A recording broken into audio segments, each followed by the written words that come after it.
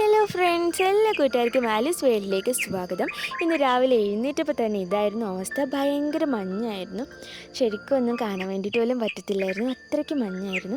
അങ്ങനെ തന്നെ ഒരു ഉച്ചയൊക്കെ ആയപ്പോഴത്തേന് നെയ്ച്ചോറ് ഉണ്ടാക്കാമെന്ന് വിചാരിച്ചു. അതിന് വേണ്ടിയിട്ട് ഇവിടെ കൈമ റൈസാണ് എടുത്തേക്കുന്നത്. നെയ്ച്ചോറൊക്കെ ഉണ്ടാക്കാൻ വേണ്ടിയിട്ട് ഏറ്റവും നല്ലത് മലബാർ ബിരിയാണിയൊക്കെ ഉണ്ടാക്കാൻ എടുക്കുന്ന കൈമ റൈസാണ് ഏറ്റവും നല്ലത്. അപ്പോൾ ഒരു 10 മിനിറ്റ് വെള്ളത്തിൽ കുതിർത്ത ശേഷം വെള്ളമൊക്കെ പോകാൻ വേണ്ടിയിട്ട് ഒന്ന് സ്റ്റെയിൻ ചെയ്തെടുക്കാം. ഇനി നമുക്ക് നെയ്ച്ചോറ് ഗാർണിഷ് ചെയ്യാൻ വേണ്ടിയിട്ട് കാഷ്യൂ ഒക്കെ ഒന്ന് ഫ്രൈ ചെയ്തെടുക്കണം. അതിന് വേണ്ടിയിട്ട് ഒരു പാന് അടുപ്പിൽ വെച്ചിട്ടുണ്ട്. അതിലേക്ക് കുറച്ച് വെളിച്ചെണ്ണ ഒഴിച്ചതിന് ശേഷം കുറച്ച് കാഷ്യൂ ഇട്ട് കൊടുക്കുന്നുണ്ട്. ഇനി ലോ ഫ്ലെയിമിൽ വെച്ചിട്ട് ഇതൊന്ന് ഫ്രൈ ചെയ്തെടുക്കാം. ഒരു ഗോൾഡൻ കളറൊക്കെ ആയി വരുമ്പോഴത്തേനും നമുക്ക് ഈ ഒരു കാഷ്യൂ എണ്ണയിൽ നിന്ന് കോരി മാറ്റാവുന്നതാണ്. അതേ എണ്ണയിൽ തന്നെ നമുക്ക് ഉണക്കമുന്തിരിയും കൂടെ ഒന്ന് ഫ്രൈ ചെയ്തെടുക്കണം. അപ്പോൾ കുറച്ച് കിസ്മിസും കൂടി ഇട്ട് കൊടുത്തിട്ടുണ്ട്.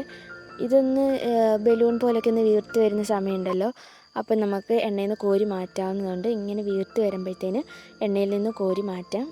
ഇനി അതേ എണ്ണയിൽ തന്നെ കുറച്ച് സവാളയും കൂടി ഇട്ട് കൊടുക്കുന്നുണ്ട്. സ്ലൈസായിട്ട് അരിഞ്ഞ് സവാളയും കൂടി ചേർത്ത് കൊടുത്തിട്ട് ഫ്രൈ ചെയ്തെടുക്കുന്നുണ്ട്. ഇനി ഈ സവാളയിലേക്ക് ആവശ്യമായിട്ടുള്ള ഉപ്പ് ചേർത്ത് കൊടുക്കുന്നുണ്ട്. ഞാനിവിടെ ഒരു 1/2 ടീസ്പൂൺ ഉപ്പാണ് ചേർത്ത് കൊടുത്തേക്കുന്നത്. ഇനി നമുക്ക് അതിലേക്ക് കുറച്ച് 1/2 ടീസ്പൂൺ പഞ്ചസാരയും കൂടി ചേർത്ത് കൊടുക്കുന്നുണ്ട്. ഈ ഒരു പഞ്ചസാര ചേർത്ത് കൊടുക്കുന്നത് എന്തിനാണെന്ന് വെച്ചാൽ നമ്മൾ എണ്ണയിൽ നിന്ന് ഈ സവാള കോരി മാറ്റിയതിന് ശേഷവും നല്ല ക്രിസ്പിനെസ് ആയിട്ട് ഇരിക്കാൻ വേണ്ടിയിട്ടും അതുപോലെ തന്നെ നല്ല ടേസ്റ്റ് കിട്ടാൻ വേണ്ടിയിട്ടുമാണ് ഈ ഒരു പഞ്ചസാര ചേർത്ത് കൊടുക്കുന്നത്. ഈ ഒരു ഗോൾഡൻ കളറൊക്കെ ആകുമ്പോഴത്തേനും നമുക്ക് സവാള കോരി മാറ്റാം.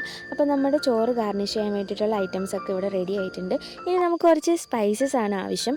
ഏലക്കയും ജാതിപത്രിയും കറുവപ്പട്ടയും ഗ്രാമ്പുമൊക്കെ എടുത്തിട്ടുണ്ട്. ജാതിപത്രി ഉണ്ടെങ്കിൽ മാത്രം ഇട്ടാൽ മതി. ഇനി നമ്മൾ ഏലക്ക ഇങ്ങനെ ഒന്ന് പൊട്ടിച്ചെടുക്കുന്നുണ്ട്, ആ ഒരു ഫ്ലേവറൊക്കെ കിട്ടാൻ വേണ്ടിയിട്ട്. ഇനി നമ്മൾ ചോറിന് വേണ്ടിയിട്ടുള്ള വെള്ളം തിളപ്പിച്ചെടുക്കുന്നുണ്ട്. 1 കപ്പ് അരിക്ക് 1.5 കപ്പ് വെള്ളമാണ് വെച്ചേക്കുന്നത്. അതൊന്ന് തിളപ്പിച്ചെടുക്കാം. ഇനി ഒരു അടി കട്ടിയുള്ള പാത്രത്തിലേക്ക് 4 ടേബിൾ സ്പൂൺ നെയ്യ് ചേർത്ത് കൊടുക്കുന്നുണ്ട്. നെയ്യ് ഒന്ന് ചൂടായി വരുമ്പോഴത്തേന് നമ്മൾ നേരത്തെ എടുത്ത് വെച്ചേക്കുന്ന സ്പൈസസ് ചേർത്ത് കൊടുക്കാം. ഒരു 10-15 സെക്കൻഡ് ഒന്ന് ചൂടാക്കി എടുക്കാം. ഇനി അതിലേക്ക് തന്നെ കുറച്ച് സവാള നമ്മൾ ചേർത്ത് കൊടുക്കുന്നുണ്ട്. സവാള ഗോൾഡൻ കളറൊന്നും ആവണ്ട, ഒരു അത്യാവശ്യം ചൂടായി വരുമ്പോഴത്തേന് നമ്മൾ കുതിർത്ത് മാറ്റി വെച്ചേക്കുന്ന അരി ഇതിലേക്ക് ചേർത്ത് കൊടുക്കാം. ഒരു 4-5 മിനിറ്റ് ഹൈ ഫ്ലെയിമിലിട്ടിട്ട് അരി ഒന്ന് റോസ്റ്റ് ചെയ്തെടുക്കണം. ലോ ഫ്ലെയിമിലിട്ടിട്ട് റോസ്റ്റ് ചെയ്യാനേ പാടില്ല, കാരണം അരി പൊടിഞ്ഞു പോകാൻ ചാൻസ് ഉണ്ട്. അതുകൊണ്ട് ഹൈ ഫ്ലെയിമിലിട്ട് തന്നെ അരി ഒന്ന് റോസ്റ്റ് ചെയ്തെടുക്കാം. ഇനി അതിലേക്ക് നേരത്തെ തിളപ്പിച്ച് വെച്ചേക്കുന്ന വെള്ളം നമുക്ക് ചേർത്ത് കൊടുക്കാം. ഈ വെള്ളത്തിലേക്ക് നമ്മൾ വെള്ളം ഒഴിച്ചതിന് ശേഷം ഇത് നല്ലോണം അരിയായിട്ടൊന്ന് മിക്സ് ചെയ്തെടുക്കാം. ഇനി ഇതിലേക്ക് കുറച്ച് നാരങ്ങാനീര് ഒഴിച്ച് കൊടുക്കുന്നുണ്ട്. ആവശ്യത്തിന് ഉപ്പും കൂടി ഇട്ട് കൊടുക്കുന്നുണ്ട്. അതിന് ശേഷം നമ്മൾ ഇതൊന്ന് അടച്ചു വെച്ചിട്ട് ഒരു 6 തൊട്ട് 7 മിനിറ്റ് വരെ ഒന്ന് വേവിച്ചെടുക്കാം. ഇവിടെ ഒരു 7 മിനിറ്റോളം ഇവിടെ വെന്ത് വന്നിട്ടുണ്ട്. ഇനി നമ്മൾ ഇതിലേക്ക് 1 ടേബിൾ സ്പൂൺ നെയ്യാണ് ചേർത്ത് കൊടുക്കുന്നത്. ചോറിൻ്റെ മുകളിലേക്ക് ഈ ഒരു ടേബിൾ സ്പൂൺ നെയ്യ് ചേർത്ത് കൊടുത്തതിന് ശേഷം നല്ലോണം ഒന്ന് ഇളക്കിയെടുക്കുക. ഇളക്കുമ്പോൾ ശ്രദ്ധിക്കുക, ചോറ് പൊടിഞ്ഞു പോകാത്ത രീതിയിൽ പെതുക്കെ വേണം ഒന്ന് ഇളക്കിയെടുക്കാൻ വേണ്ടിയിട്ട്. അപ്പോൾ ഇതുപോലൊന്ന് നമുക്ക് ഒന്ന് ഇളക്കിയെടുക്കാം, മിക്സ് ചെയ്തെടുക്കാം. നെയ്യ് ഇട്ടതിന് ശേഷമാണ് ഇങ്ങനെ ഒന്ന് ചെയ്തെടുക്കുന്നത്. അപ്പോൾ നമ്മുടെ അരി ഇവിടെ വെന്ത് വന്നിട്ടുണ്ട്. ഇനി 1 മിനിറ്റോളം നമുക്കൊന്ന് വേവിച്ചെടുക്കേണ്ട ആവശ്യമുള്ളൂ. അതിന് മുമ്പായിട്ട് നമുക്ക് നേരത്തെ ഫ്രൈ ചെയ്ത് വെച്ചേക്കുന്ന കിസ്മിസും കാഷ്യും ഒക്കെ ചേർത്ത് നമുക്കൊന്ന് ഗാർണിഷ് ചെയ്ത് കൊടുക്കാം.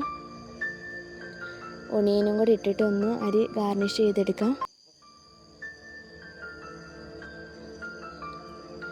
അപ്പം നമ്മുടെ നെയ്ച്ചോറ് ഇവിടെ റെഡി ആയിട്ടുണ്ട്. ഇനി 1 മിനിറ്റോടെ ഒന്ന് വേവിച്ചെടുക്കുമ്പോഴത്തേന് നമ്മുടെ നെയ്ച്ചോറ് ഇവിടെ റെഡി ആയിട്ടുണ്ട്. വീഡിയോ ഇഷ്ടമെങ്കിൽ ലൈക്ക് ചെയ്യണേ. ടാറ്റാ.